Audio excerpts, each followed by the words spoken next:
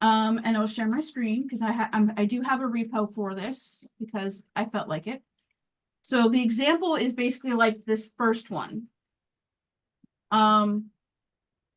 Most of us can read that first one and know exactly what it's doing. It's a simple for loop going 1 through 255 and printing I. No big deal. But can you explain it to somebody who's not a developer? And that's where we found that a lot of interviewees or viewers, how do you word that? The people doing the interviews were complaining that there's a lot of students or a lot of people that are interviewing that can't explain it to like a non-developer. So I have an example of how you could explain it below in comments. To a non-developer, you don't necessarily know what a function is, so I chose the word job. I felt that was the easiest word to do it. So we're just creating a job and calling it example 1. And then we're starting the instructions and so on and so forth. So I have 2 other algos, and I want to see what you guys come up with for these. And I have others I can add to the sheet as well. But so do one of you want to try to do function 1 and try to see if you can Englishsize it in your own words? Sure. So those first 3 phrases after it says for is let I equals 1 is saying start at 1. Which one are you doing? Oh, I'm sorry. I thought I was supposed to do the top one in my own words, even though you described it already. You actually, you know what? Yeah, that's fine. Okay. Oh, I was counting from 1, but it's called function 1 down there. Gotcha. Well, can I keep going? I'm gonna keep going. Absolutely, absolutely. I is less than or equal to 255. That is saying stop when you get to 255. That's the abort job. And I plus plus means go up by 1 every time. That next line prints it, gives us a result outside of the job. So it's going to say printing I1, printing I2, printing I3, yada, yada, yada, all the way up until 254. I think that's what it's going to do. Would it be 254 or 255 with that one? I think that it gets out of there at 255. Is that true? Oh, equal to. No, it's allowed to be equal to 255. Excuse me. So it goes all the way to 255. Right. So if we tried to do another loop and it was 256, it would do what? That it'll abort. It'll stop the job before it doesn't finishes. Yeah. Right. So one thing that we had, let's see if I can bring this back up again. Hopefully it's working today. Yay, it seems to be. One thing I had before was this as a way to describe it. As soon as it hits no, it just stops. Like you said, it aborts. I like that word better. Because it means stops. So yeah, we go through until it no longer is true, and then we just stop. Don't do anything else. Don't have to. So that was actually a good way to do it. I like the abort. So how about this one? Someone want to try to Englishsize that one? What that one's doing? Oh, wait, let me do this so it's proper there. And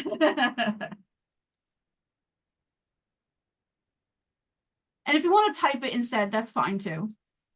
If you don't feel like talking out loud.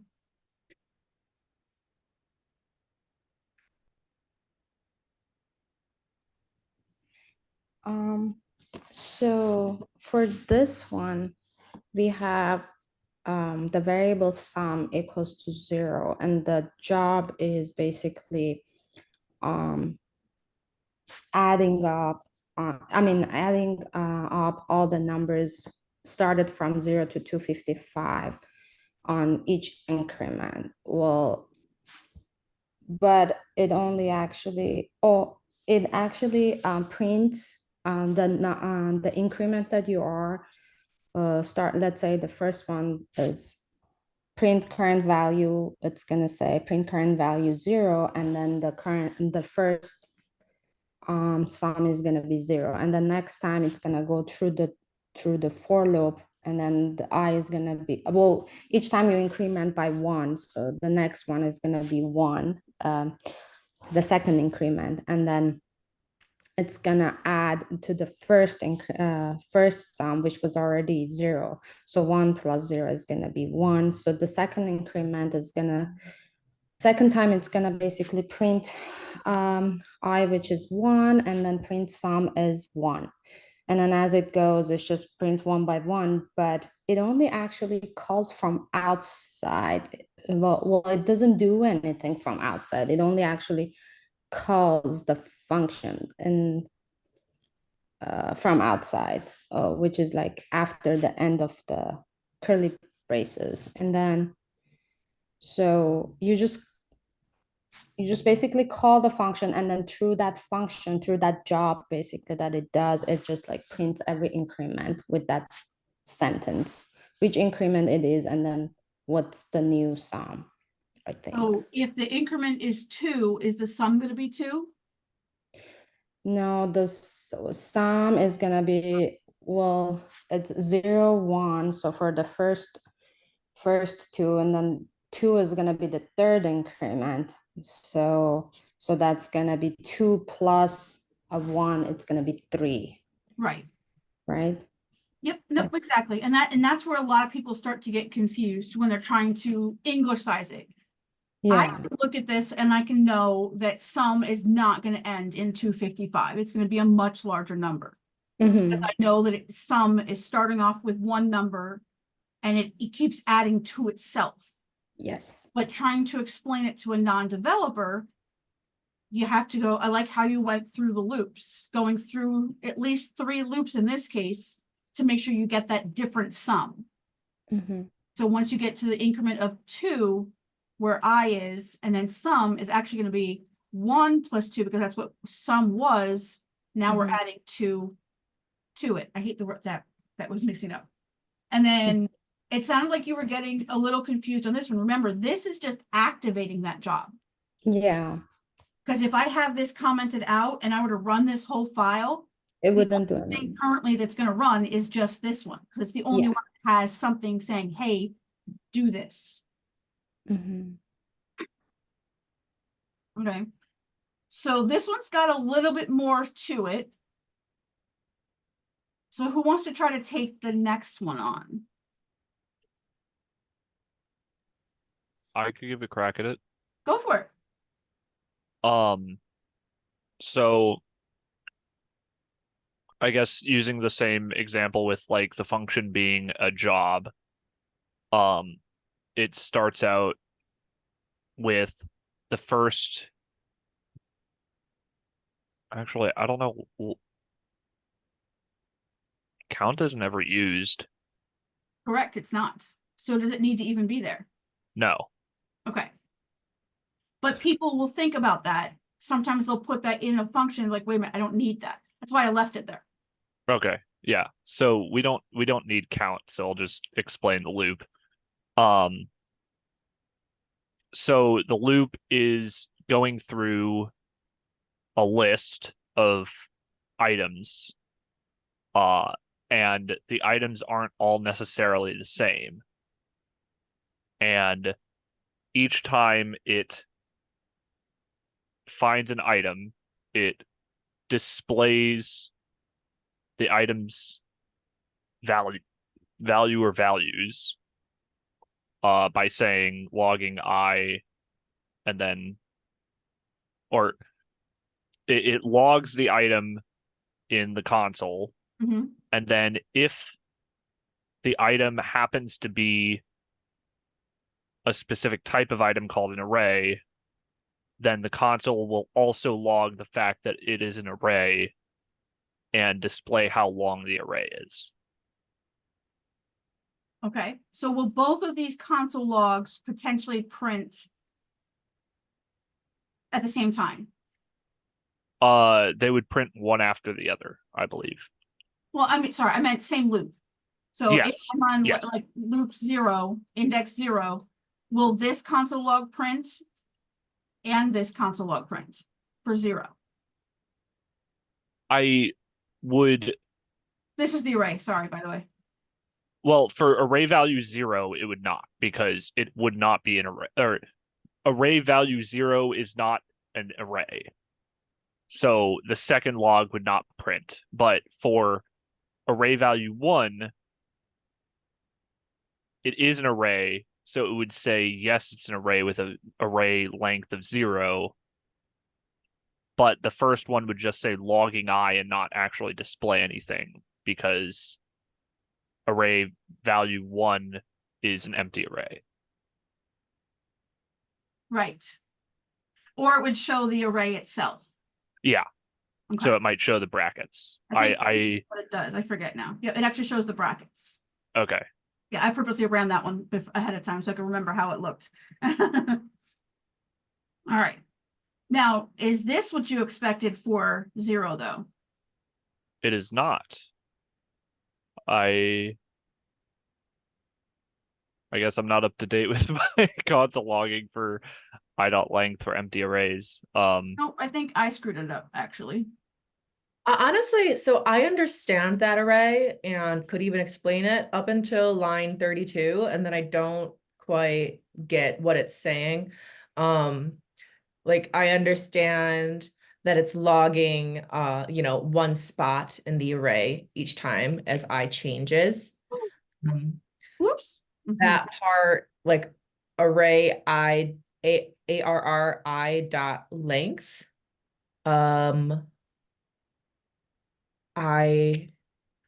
So ARR would be in this case R1.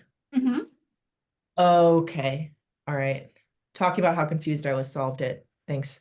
No, that's okay. That's the whole purpose of this whole thing, is so you can talk it out loud, not inside an interview. Talk it out loud now, so you're like, oh, I get that now. Yeah. But don't be afraid if you ever do get into an interview. It's okay to talk out loud your coding challenge. One of the first jobs I got after I went through a boot camp, I had a coding challenge. I never solved that challenge, never solved the algo, but I talked it out loud, my steps of how I would go about doing it. And as I was writing it out, like, nope, that's not going to work. So I can't do that, but I could try this. Nope, that's not going to work. As I was talking it out, that was enough for them to know that I knew what I was doing.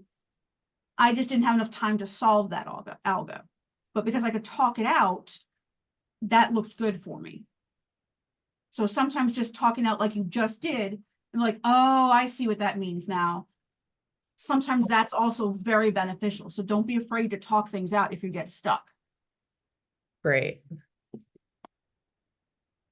Also, I love that What? you got the job just because you were good. Good at confusion. You I mean, pulled I it think there was probably some other things in there, but that definitely helped, that even though I couldn't solve the algo, they were like, no, we actually liked that you talked it out and problem solved out loud, and you weren't afraid to do that in the interview. I'm like, well, it's how I didn't have a rubber duck, so yo are my rubber ducks. So what if we were to take this and change it a little bit? Maybe not that part. Well, yeah, we'll do that. We'll just change a little bit. Obviously change this to 2 because I can't let it yelling at me. Change this to 3. All right. Let's bring count back in and increase the count with the length.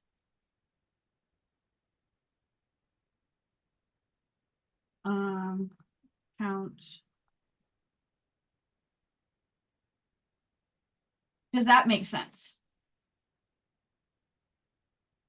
It makes sense, but you didn't console log count, so it's like it's not going to come through, but it'll just go up.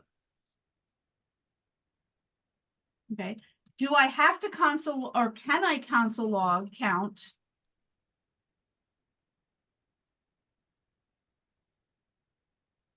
Out here? I don't think it No. exists out there. No. Why not? Well, I want to say that console log is like that's a memory that exists within the function, and it doesn't exist outside of the function. You'd have to return it, I think, if it's the same as Python. Count is a local variable to the function. Local variable. Yeah, what he Okay. said. Can I put count here. Oop. Without the whole enter thing. Can I put it there? Yes. Yes. think- And would it give me the proper count? If the code runs correctly, it will. Which the count should be, if we're just looking at that array, it should be what? 2. For length? Length is 5. Oh, wait, you're right. It would be 2. Because you're counting only the arrays within the arrays. Yeah, I'm only counting the number of arrays that are within the arrays. You're right. I was thinking I was counting the length. I meant to put that. I meant to have the count, the array count equal this. And then I thought it was gonna be 3. My bad. So you're right. Yes, 2. So wait, why is it only 2? Because that's how many times the answer was yes for the array, because it's outside of those 'Cause brackets. that's right, because that's the only place I have count listed to be able to change.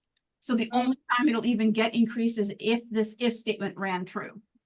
Okay, lovely. So let's change this to 3 before it runs the same function again. And then, It's running off of R1 rather than R2. oh, darn it. All you have to do is change one of the 2 variables. Yeah, because I didn't highlight R1. That's why it didn't run. Okay, there we go. So yep, 2. Okay. Where's my other one? So we did. Nope, this one. We did this one on Saturday. But I really like this one, so I'm going to add it back over here. Of course, I have some of my notes in there from Saturday, but that's okay. So what about this one? What are some unique things about this function? The divisibility part. Okay, divisibility, how? I don't see a divide sign anywhere in there. Oh, like the percentage, like if it's divisible by 3, then 0. And what's 0? So why don't we just do the divide sign? Isn't there a divide sign? Is there a divide sign? No, I guess we'll just do that. Why don't we just do that? Why do we have this percent sign? Because it's a true or false thing. You're not actually dividing it by 3. You're checking to see if you could divide it by 3 and still have a whole number. Percent is modular in coding, and modular checks for the remainder after a division.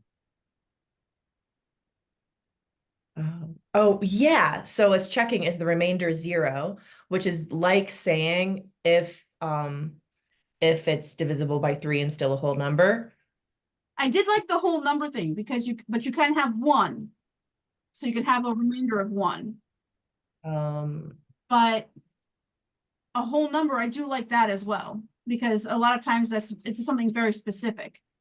So that's something like a non-developer would look at this and it would like, has what percentage of I is 3 or 3 is percentage of what? They wouldn't understand that it's actually, we're trying to divide it and seeing if there's no remainders.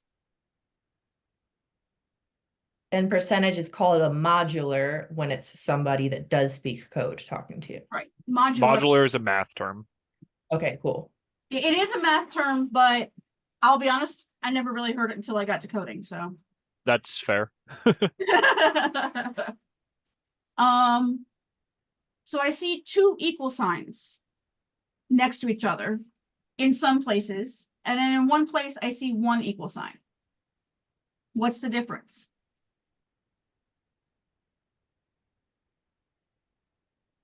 Now, I'm Equals trying to explain to a non-developer.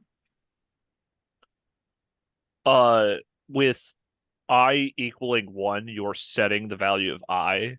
But using double equals is comparing values to each other. And in the case where there's a less than symbol and an equal than symbol next to each other, that is also a comparative for less than or equal to. Okay. And you said two equal signs is what? Comparing two values for equality.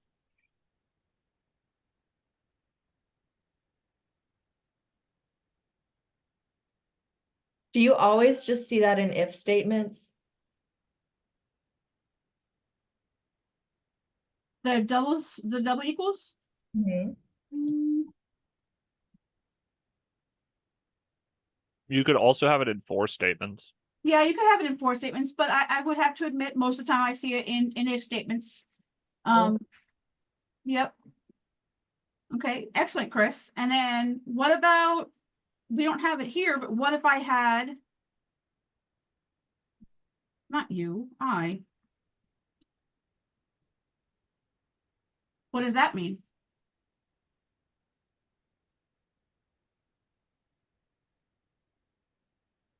Oh, I like how you worded that though, Chris. Equal is setting the Yeah. right to the left. I believe I have an answer for the triple equals. Actually, I think, would it be setting the left to the right? Yes. Yeah. Is triple equals comparing two values and their data type at the same time? Yes.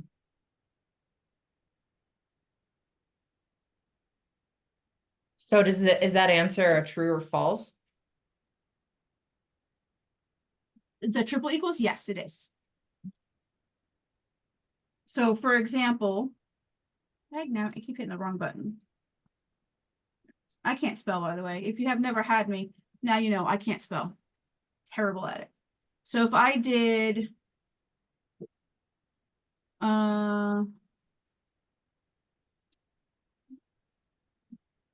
equal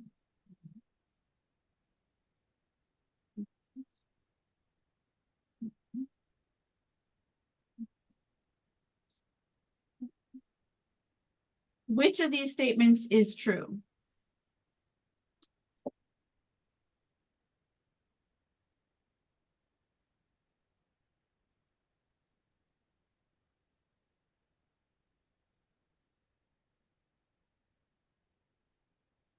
Or which one should have which equal sign is what I meant to say. I'm sorry.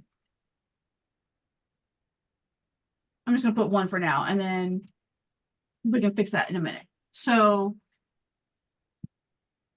does C equal C? C equals C. Right. And what about D? Exclamation point. Mhm. And then what about E? Equals? Right. Because the string of one and the integer of one are equal, but you cannot add them. Because if I were to do C plus E, what would I actually get? An array? Yep, it would concatenate them, exactly. It would actually concatenate them. So you would actually get, You'd get 11, right? yeah, you would actually get something more like that. But it'd be, Because it would turn C. It that's would right. That's right. It would turn them both into strings. yeah. So it would turn C into a temporary string for the new data value. Yep. But you can't turn a string into an integer. So it turns it into a string, not an array. Correct. Can Yep, you so not can you not turn a string into an integer using the like parse int? yeah, I was thinking I'm forgetting because I took Python and JavaScript, so I'm forgetting which one is which, but like one of them's like number and one of them's like int, and yeah. something like int of e. Yep. Yeah. If I remember correctly, int is Python and parse int is JavaScript, or I have those backwards. I I think could have that's sworn one of them was number, but I may be incorrect. No, I can't remember. I'm pretty sure parse int is. Well, actually, I can do this right here. it sounds like JavaScript to me. Bar. Let's do A, B, C, D, E, F, G equals C plus. Yep, parse int is this one. So it'd be parse int E. And then this would actually print.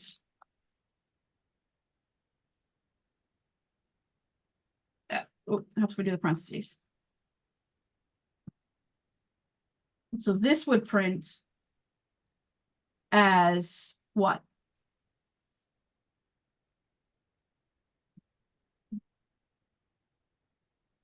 That should print as 2.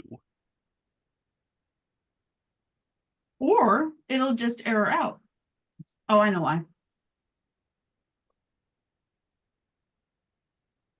Oh, you're right. Thank you. Oh, I did that before too earlier. Yep, so 2. But this one, if I were to do this, let's change this, unlock this one, and do var A, B, C, D, E, F, G.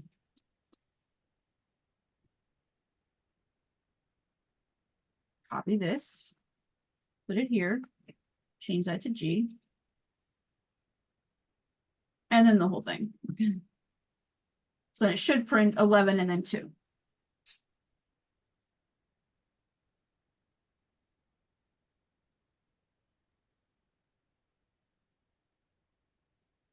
All right, so what else about this function here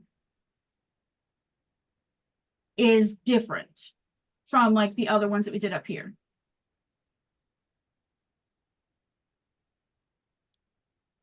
So for has a- seems the same.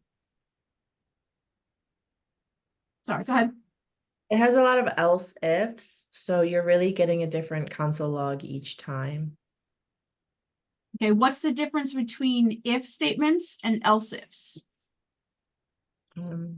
Else if is saying like, if that's not the situation, then this.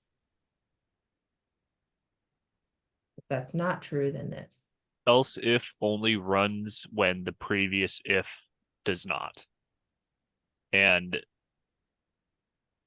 afterwards, if another else if appears after the first, that will only run if the previous else if did not run after the previous if did not run. Once an if statement is fulfilled, any else's are ignored. Correct. It kind of reminds me of a tree.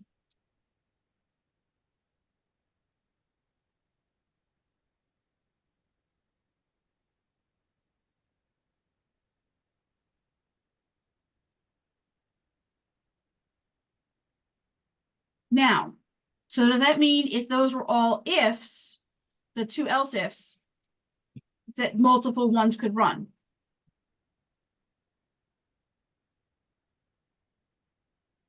Yeah, it would check them all, correct. Was it Jackson, were you the one that described that? I believe I described what you wrote down. Okay, so if this was an if statement,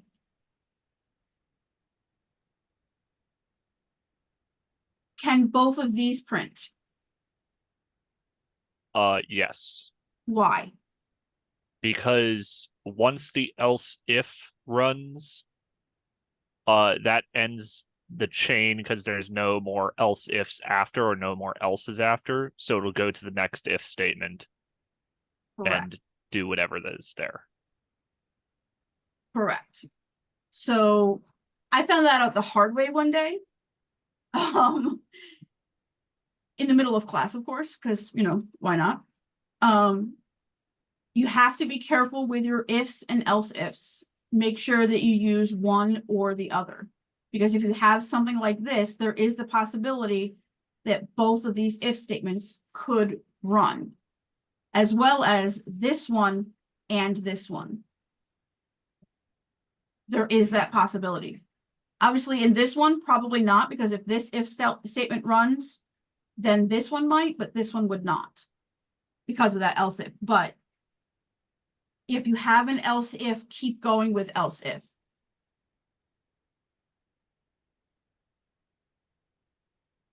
It's actually a bit of a puzzle to figure out which pairs of code could run together if you leave it as is. Correct. Yeah. Chris, you're kind of right. The else if and this if could never be run at, well, no, wait. Now I'm confused again. Okay, They could run at the same time. No, they couldn't. These two could not run at the same time because this if statement would prevent this one from running. Which means these two could run, this one can run, or this one can run. Now I gotta run it and see, because now I'm confused. I think I get it. so Oh, no, it did do fizz buzz. Oh yeah, fizz buzz and buzz, which I said it could do. And it did do buzz and fizz. Wait, no. Yeah, it did for 5, it did. Why would it run for 5? Or is that for 6? it Oh, that's ran, 6. That's 6. yeah. Because of the if statement, this else could run on 6. Yep. And like you did say, it is a bit of a puzzle. I forgot about that. So yeah, So this runs, this else will also run. from a coding standpoint, the first statement can run, and if the first statement doesn't run, then the second statement can. The third statement is independent of the first two, Mhm. and the fourth statement only runs if the third statement doesn't. So Correct. from a coding standpoint, statement 1 can run with statement 3 and 4, but not 2. Statement 2 can run with 3 and 4, but not 2, or not 1. Statement 3 can run with 1 or 2, but not 4, and 4 will only run if 3 fails. Right. From a math standpoint, fizz buzz and buzz. Wait, no. Let me think. There's some weird case here where one of them will never run because of how the modulars work. Like one pair of code.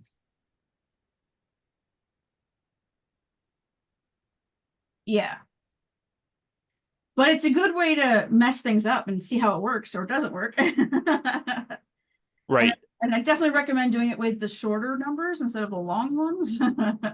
Line 2 and 3 will never run together because if 2 and 3 are both accurate, or if 2 and 3 are both correct, then 1 is also correct, and 1 Right. will run instead of 2. That's what I was thinking of. Correct. Something else that a lot of people get wrong with fizz buzz is the order that they put the else statements or the if else statements. The only one or the only pair that doesn't matter is technically the two else ifs.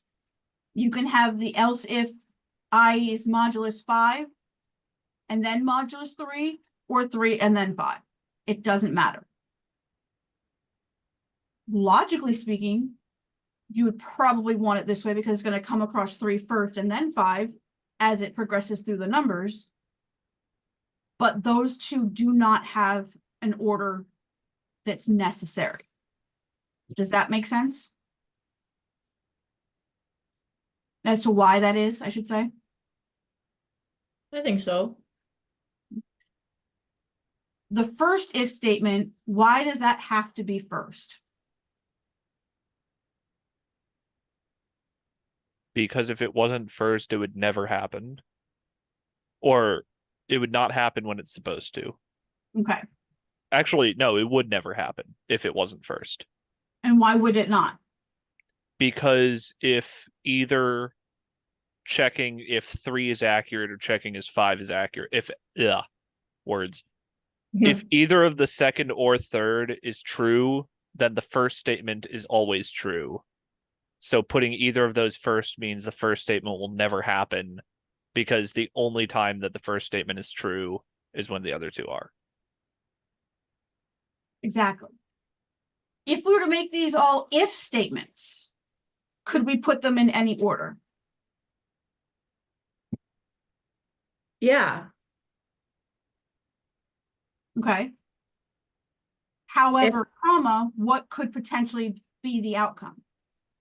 It would just be like a lot of fizz and a lot of buzz and a lot of fizz buzz in the event that the first if is true, because the if statements wouldn't be mutually exclusive. So you would be console logging a lot more often. Right, exactly. And Chris said the same thing. You have a lot more printouts. Exactly. Excellent. So let me grab another one. He finds my other one over here.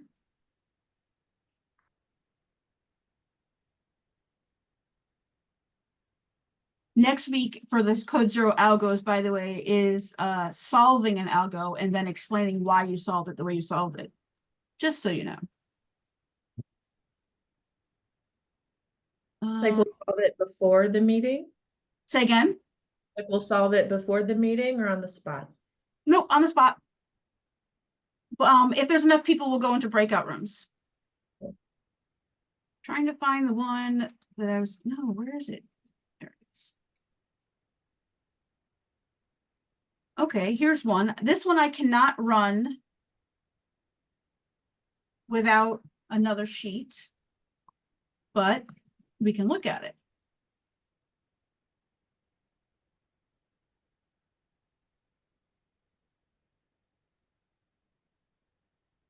Can you explain what's going on with this one?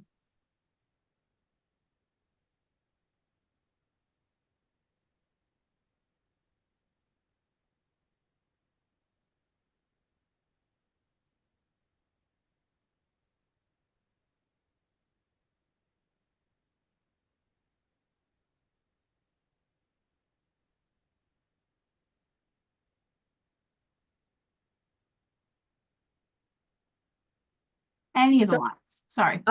So it looks like new date is setting a date, like that must be some built-in function thing with JavaScript.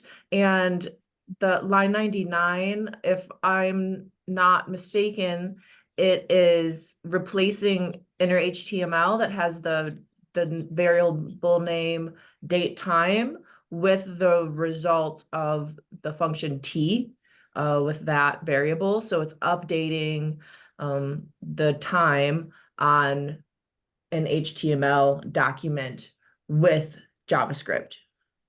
Correct. Yeah. And now you said the element or the variable. So what exactly is this in terms of the HTML?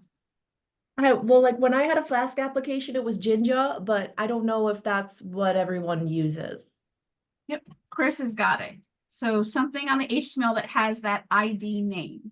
It's not a variable, it's an ID. Right. So and it's kind of sort of explained. So document means HTML doc.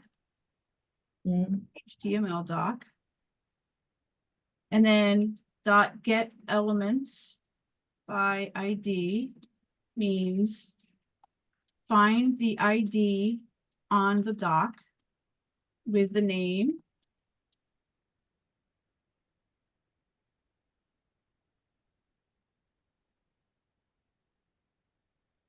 So without this. So with the name of, I'll leave it there. Like that. And then dot inner HTML means replace HTML content of ID of elements ID or ID's element, I guess.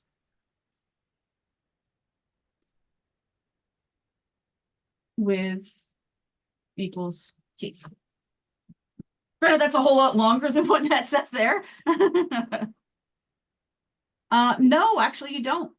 Date time, or because this is date, that is a built-in function.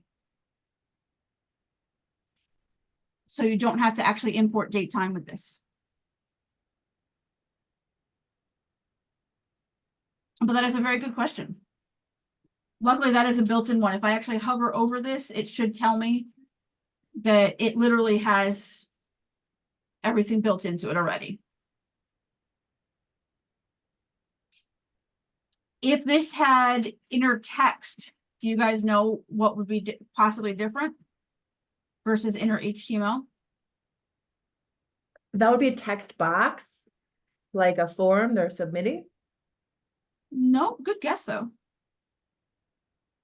It would actually add the content to the end of what's already in the element. Yeah. Oh. So with inner HTML, most of the time you're going to put it like into like right into it, like an H1 tag or something like that. And it's going to update it with whatever's was there, like the time is going to be, and then you update it and it automatically fills it in. But with inner text, it'll usually put whatever T is at the end of whatever text is already there. So HTML typically replaces the whole thing, where inner text updates it. You have to be careful with which one you use sometimes.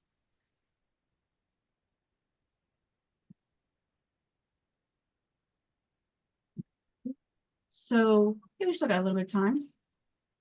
Hello, Devin. How are you?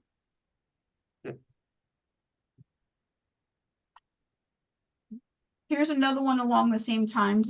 These are my manipulating time functions. They're fun. Would these be like on a blog to make it like say that it was published more recently, or when do we use these really? These, Hmm. whenever you want to display the current time. So it always displays like the current time. Okay, cool. Yep. And the weird thing about this is it does not display the server's current time or the developer's current time. It displays the user's current time. So if you're in the Pacific time zone and you were to load this function, it would show Pacific, where here where I am, it would show Eastern. So it is browser specific because it is the browser that is running the JavaScript, not the server.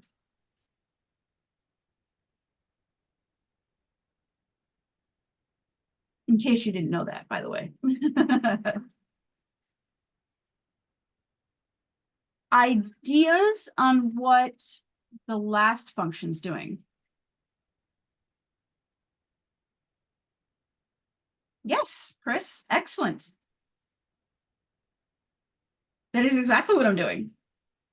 I'm slicing off the time to only display the date. Granted, probably my variables kind of gave that away, but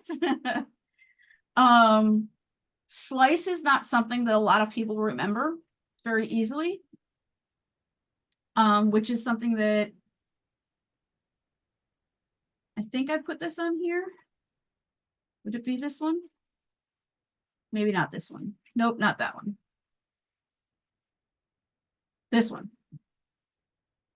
I tried to explain it as best as I could what splice was and slice. So array.splice is start at this index, delete this number of indexes, and if there's a third element, it is what you should add in its place. So with this one, we have that array. If I do this, before I hit the button, what is this going to do?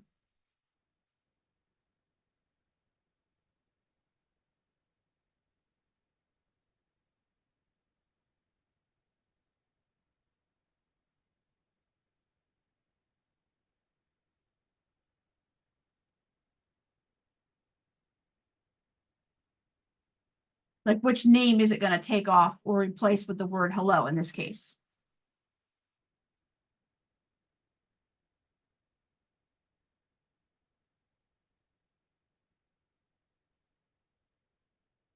Okay.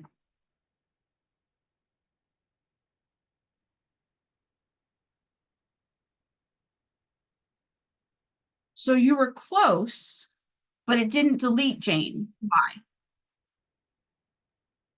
Correct. Because it was 0, it just took hello and put it in the place that Jane was. So now hello is in index 1 and Jane got shifted. So what about this one? With the current array now, what would splice 2, 1 do?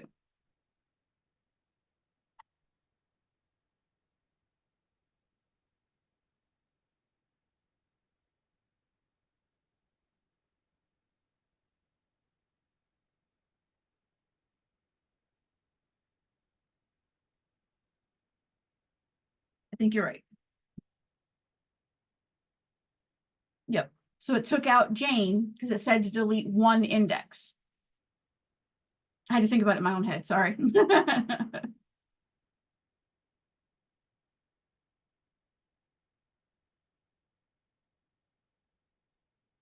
That's one that we don't cover a lot of.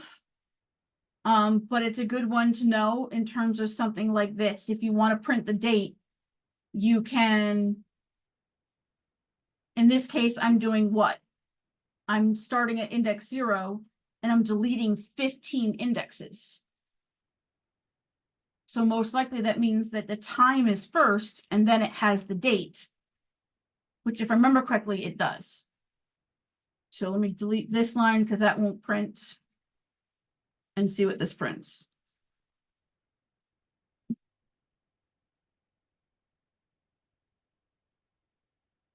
Oh, maybe I should also print the date only, so you can see the final result.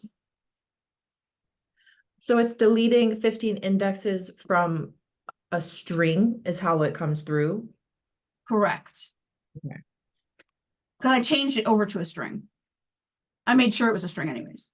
So in this case, it kept the first 15. Wait a minute. No, that's right. Now I've confused myself.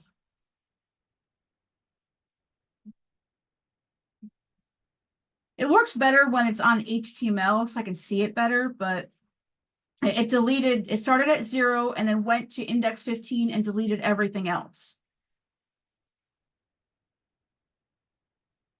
And that counts spaces, by the way.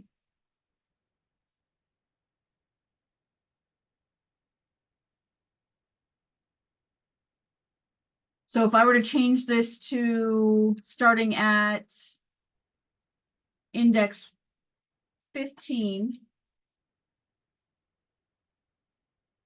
and deleting 15 indexes afterwards, it should give us a different result. It should give us the everything after the time. Well, maybe not quite everything. Or maybe just nothing. That works too.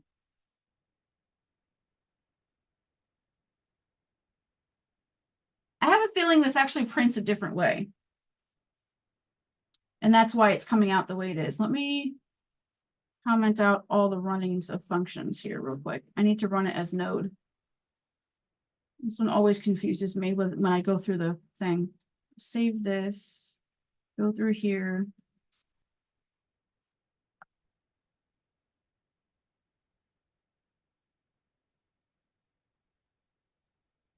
January, week 1.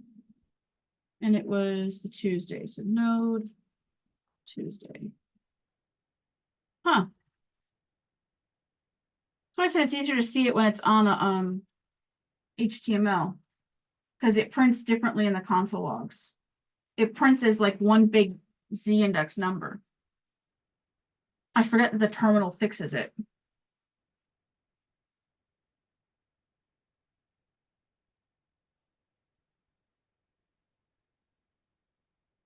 See if I can find my other ones.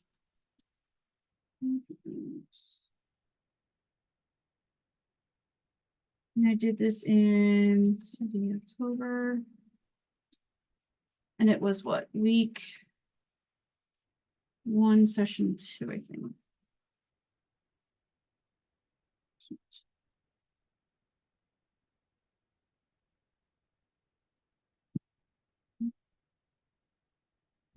I guess it would help if I did it this way, wouldn't it? Because it's the actual file, HTML file. There it is. Open live server.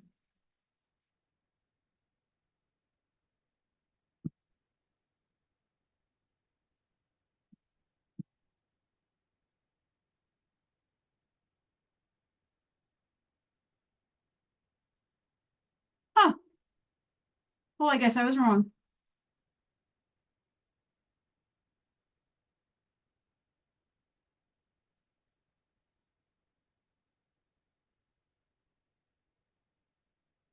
But I think I see where I went wrong in my description.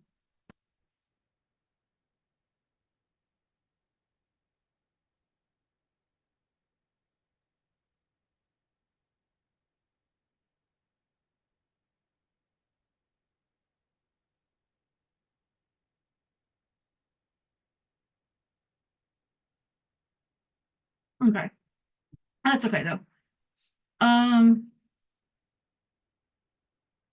Does anybody have any questions about what we were playing with, so to speak, today? I'll be doing it again on Thursday, same time, same bat channel or same Zoom room.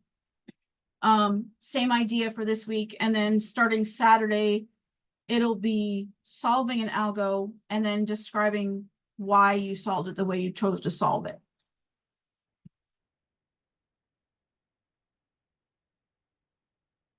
And I'll make sure that everybody has the recordings as well.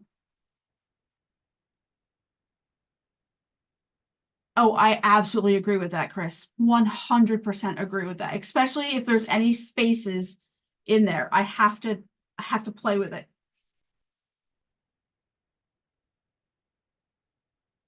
I absolutely agree with that.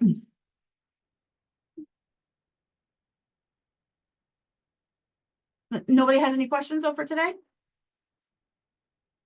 Could you please explain me the if statement a little bit like up there? I think it was like the third example or before that. Oh yeah, this one, the array 2 function. Not the 3. Well, you can explain on that. That's fine too. Yeah. The if part of it. It's part of it right here.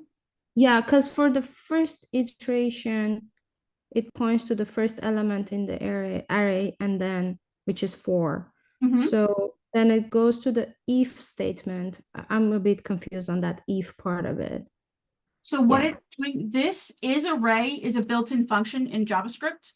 Where it looks for, in layman's terms, it looks for the square brackets. It looks for like the actual array. Okay. Oh, okay. for the first iteration, it's never going to hit the if statement because it's the first index is 4.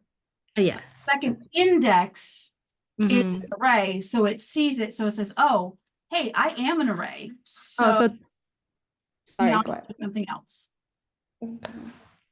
Okay, that's why I was confused. Okay, thank you. No, that's okay. That's okay. All right. I will make sure that everybody has the link to the repo as well, and I'll add some notes to this after the fact, as well. But otherwise, if you guys want to, I'll see you Thursday or potentially next week. If you guys come to one of the other sessions. No problem, Chris. Thank you. Thank you. No problem.